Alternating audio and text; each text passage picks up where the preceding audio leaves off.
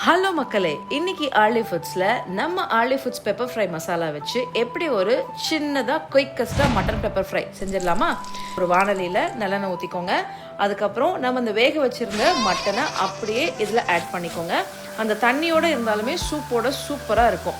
அது போட்ட உடனே வேறு எதுவுமே நீங்கள் ஆட் பண்ண தேவையில்லை.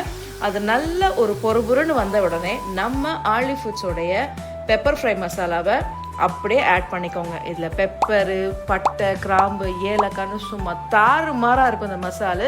இங்கே செஞ்சிங்கன்னா 10 வீட்டுக்கு அந்த மசாலா கேட்குங்க. இது நல்லா சுருளை வறுத்து எடுத்துட்டிங்கன்னா மட்டன் பெப்பர் ஃப்ரை ரெடி. குயிக்கஸ்ட்டாக பேச்சுலர்ஸ்க்கு இது ஒரு ஈஸியான ரெசிபியாக இருக்கும். ஆர்டர் பண்ணுங்கள் www.arlyfoods.com 8870039935.